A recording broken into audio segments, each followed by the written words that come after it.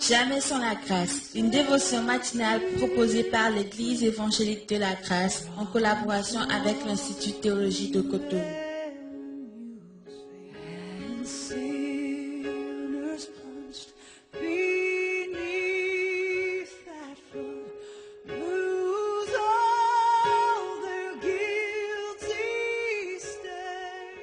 Bonjour, chers amis, chers internautes, nouvelle journée, nouvelle provision, bienvenue dans la dévotion de ce matin. Seigneur, nous te bénissons pour cette nouvelle semaine que tu nous donnes. Si tu nous donnes cette semaine, cette journée, c'est parce que tu as encore un projet dans lequel tu veux nous utiliser et tu veux continuer ton œuvre dans nos cœurs. Nous te donnons accès ce matin et nous t'invitons dans nos vies. Viens et agis au nom de Jésus-Christ. Amen. Alors, chers amis, chers internautes, ce matin, j'aimerais déjà revenir sur un verset que j'avais partagé avec vous sur ce même plateau. C'est dans Apocalypse chapitre 19, le verset 11 qu'on avait commencé ici, là où il est écrit. Je regardais dans le ciel ouvert et je vis paraître un cheval blanc. Son cavalier s'appelle Fidèle et Véritable. Il juge avec équité et droiture. Il combat pour la justice. Amen.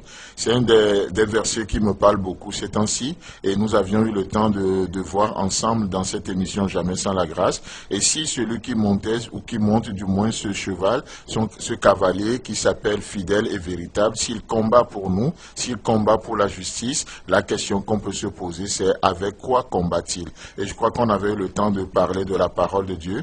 Mais une des choses que j'aimerais aussi voir avec vous et aujourd'hui et cette semaine, c'est de voir aussi un autre instrument qu'il utilise, que ce cavalier utilise pour combattre pour nous.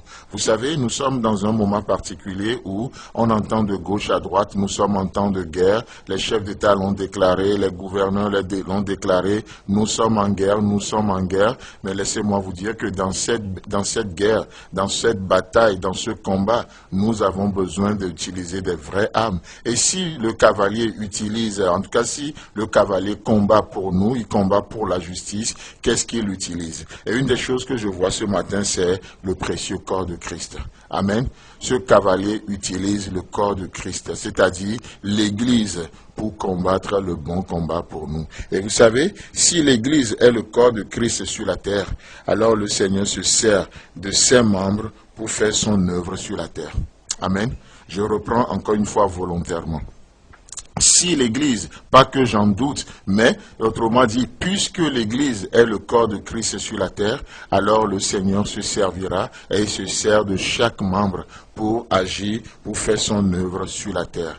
Et aujourd'hui, vous savez, si vous êtes enfant de Dieu, si vous avez donné votre vie à Christ, vous faites partie du corps de Christ. Et quand je parle du corps de Christ, oui, nous pouvons parler d'une église locale, mais je parle aussi de l'église universelle. Tous ceux qui ont donné leur vie à Christ, peu importe le lieu où vous êtes, ce matin vous nous suivez, peu importe dans quelle dénomination vous êtes, vous appartenez, Dieu veut se servir de vous pour faire quelque chose, pour combattre le bon combat pour quelqu'un dans cette journée. Amen. C'est pourquoi je crois que tous nous avons une mission aujourd'hui. Dieu ne nous a pas sauvés juste pour le ciel, mais Dieu veut t'utiliser parce que tu fais partie de son corps. Tu fais partie de l'église universelle et l'église locale. Dieu veut t'utiliser pour encourager quelqu'un ce matin, ne serait-ce qu'un coup de fil. Dieu veut t'utiliser ce matin pour manifester, pour montrer sa sensibilité vis-à-vis de quelqu'un. Si l'église est le corps de Christ, puisque l'Église est le corps de Christ,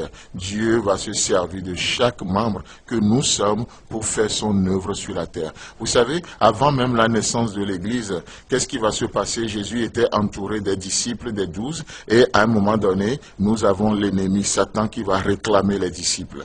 Vous pensez qu'il a changé? Non. Aujourd'hui, Satan réclame encore des vies. Aujourd'hui, Satan réclame encore des foyers. Aujourd'hui, Satan réclame encore des relations. Aujourd'hui, Satan réclame l'Église, en un mot. Et qu'est-ce que Jésus va dire à Pierre? Pierre, Satan vous a réclamé pour vous cribler comme un froment. Mais tu sais quoi? J'ai prié pour toi. Oh, aujourd'hui, Dieu veut se servir de son Église. Alors que Satan réclame encore des vies, Dieu veut se servir des membres pour prier pour des vies. Alors que Satan réclame des couples, Dieu veut se servir des vies pour sauver, pour sauver des couples. Alors que Satan réclame nos enfants, Satan réclame nos leaders, Satan réclame nos frères et sœurs. Chers amis, chers internautes, Dieu Dieu veut se servir de nous pour faire revenir les gens. Et qu'est-ce que Jésus va dire à Pierre? J'ai prié pour toi. Aujourd'hui, j'aimerais juste, au travers de cette dévotion, en tant que membre du corps de Christ, vous amener, vous encourager, ne serait-ce qu'une minute ce matin, pour prier pour quelqu'un. Les temps sont difficiles. Satan réclame des vies. Ne serait-ce qu'une minute ce matin. Prie pour quelqu'un. Pas pour toi, mais prie pour quelqu'un. Demande à Dieu de t'amener l'image de quelqu'un pour qui tu vas prier ce matin. Quelqu'un que tu vas même appeler ce matin, juste avoir de ces nouvelles. Chers amis, chers internautes, que le Seigneur vous bénisse. Et si ce message vous a fait du bien, n'hésitez pas à le partager pour que d'autres personnes aussi puissent avoir accès à la pensée de Dieu. Dieu voulant, on se retrouve demain. C'est tout le temps que nous avons. Si vous avez aimé cette dévotion, parlez-en à vos amis. Parlez-leur du message de la grâce et de ce qu'il fait en vous. Pour un sujet de prière, une question ou plus d'informations, contactez-nous. Téléphone 64 88 35 87 ou 96 42 69 05 ou par WhatsApp au 94 75 80 20.